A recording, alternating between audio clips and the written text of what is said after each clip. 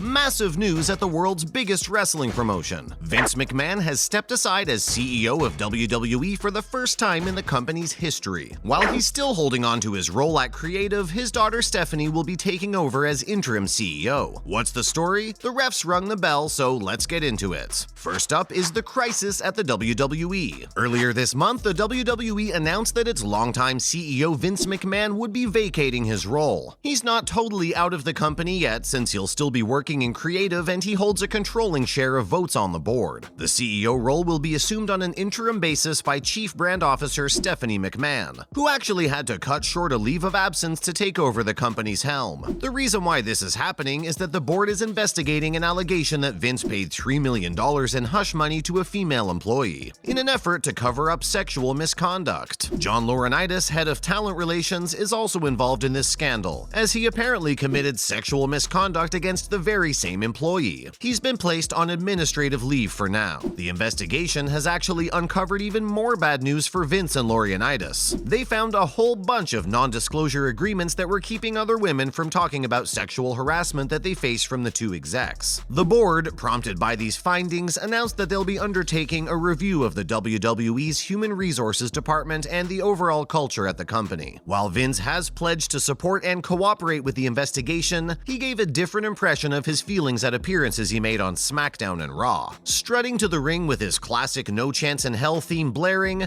Vince proudly welcomed the audience on SmackDown. On Raw, he came bearing good news. John Cena's returning to the WWE to celebrate 2 decades with the company. He sure isn't acting like he's particularly bothered by what's going on. So let's discuss WWE's future. In practice, Vince never really exerted too much influence on the company from his position as CEO. The bulk of his influence on the company and the product it produces comes from his hegemony over the creative department. He's always had the right of final say when it came to booking and scripting, and he isn't abandoning that role for now. So it's looking like we shouldn't expect too much to change when it comes to individual episodes of Raw, SmackDown, and NXT. Steph's current job as interim CEO is to keep the company rolling, which she'll probably do just swell. As long as her dad is still at the company, we shouldn't expect her to deviate from the beaten path too much. The only thing she might do against Vince's wishes is to give her husband Triple H some of the status that Vince took from him after WWE's loss in the Wednesday Night Wars. Triple H was apparently back at the Performance Center recently, after recovering from his cardiac emergency a few months ago. His only comment at the time was that he's back. Time will tell exactly what that means. Next, could this be Vince McMahon's 3 count? The big question on people's minds right now, of course, is if there's a possibility that Vince may be gone for good. It's a mighty interesting question, seeing as Vince is in the biggest trouble of his career right now. If the board is able to prove sexual misconduct and forced hushing, they'll want to drum Vince out of the company. But he still has the controlling vote on the board. It doesn't look like the board himself can get rid of him. You have to remember, though, that the WWE is a publicly traded company, which means that there's a power that rules over all of the execs at the company, including Vince. We're talking about the real head of the table, the shareholders. A scandal like this could tank the WWE's share value, and no one at the company wants that, least of all Vince. He may be forced to quit the company in order to save its future if the shareholders are mad enough about what he's done. And now for a brief history of Vince's controversies. While this scandal might be the biggest threat Vince has ever faced, it's far from the only one. The man has a dark history of dealing with controversies at the company. In 1994, Vince was defending himself in court against charges of pressuring his wrestlers to take steroids. At the time, it was his wife Linda who took the reins of the company while he dealt with the lawsuit. And the current allegations of sexual misconduct have unearthed another case from Vince's past. He was accused of rape by a female referee in 1992 and of sexual harassment by a tanning bar worker in 2006. Those were just the cases that were reported to authorities. Rumors echo through the halls of the WWE about the role Vince played in many of the company's controversies, some of which have been documented in Vice's series The Dark Side of the Ring. But so far, he's shown that he can dodge punches like the most agile of his stars. For all we know, he might dodge this one too. Next, in other news, Rita Chatterton's story resurfaces. Earlier, we mentioned a female referee whose name is Rita Chatterton, who accused Vince McMahon of rape way back in 1992. The incident took place in 1986, so by the time she reported it, it was past the statute of limitations, so she couldn't file charges against Vince. But that story is resurfacing in the media right now, so Rita might end up getting indirect justice after all. The reason this story story's gaining traction again is that Rita's story is finally being backed up by someone else. That someone is Leonard Inzitari, who used to wrestle for the WWE under the name Mario Mancini. Inzitari was doing an interview with journalist Abe Reisman, and he told Reisman that Chatterton had confided in him in 1986 itself, shortly before a show. She described to him in detail the events that occurred while she was in a limo with Vince, and she also told him that her lawyer discouraged her from going to the authorities. As she'd gone straight home instead of going to a hospital and she'd taken a shower, it would be almost impossible to prove the rape occurred, meaning the case would be hard to win. We're definitely well past the statute of limitations now, but bringing a story to the public can have an impact of its own. The re-emergence of Chatterton's story coincides with the ongoing sexual misconduct investigations against Vince. A pileup of these accusations might make the court of public opinion, which is the WWE Universe in this case, turn on Vince. His career might end up being destroyed without a court judgment, and justice may be served to the women who say they've been hurt by Vince. And finally, how Vince beat the legal system before. Depending on how the WWE board's investigation goes, Vince might just end up facing a judge in court. With that possibility on the horizon, it might be worth taking a look at the last time Vince was in the hot seat. We're taking it back to 1994, just before the beginning of the Attitude Era. Actually, to get to the real start of the story, we have to travel back a little further to 1991. That was the year when Dr. George Zahorian, a doctor who had worked as WWE's ringside medic, was arrested for illegally supplying steroids. Zahorian revealed to the authorities that among his clients was the WWE, and he would send steroids to Vince's offices at Titan Towers. Based on Zahorian's evidence, the U.S. Attorney for Eastern New York charged Vince with illegal distribution of steroids to his wrestlers, and embezzlement of WWE money to buy the steroids. To aid his defense, Vince brought with him the legendary irresistible force of the WWE, Hulkamania himself, Hulk Hogan. While Hogan admitted to taking steroids and he confessed that he'd got them from Zahorian, he was adamant that Vince had never pressured him into taking steroids. The prosecution called 11 other wrestlers to testify, but only one of them said that he'd been pressured by Vince. That one wrestler was Nails, and his testimony was thrown out when the WWE proved that he held a grudge against them for firing him. The prosecution was ultimately unable to prove their case against the WWE, and Vince followed up his legal win by introducing a drug testing policy at the company that was tough as nails. That policy has only gotten tougher in the years since, and sure enough, Vince has never been accused of involvement in steroid abuse at the WWE again. He's been accused of a lot else, but that's a different story. The ref has rung the bell once more, so that's it for our wrestling coverage today. What do you think of this news about Vince? Do you think it's going to be business as usual for the WWE, or could this really be the beginning of a new era for the company? And while you're at it, tell us about how you feel about the man himself, seeing as how he attracted a lot of controversy over the years, of building the WWE into the empire it is today. Don't forget to like, share, and subscribe.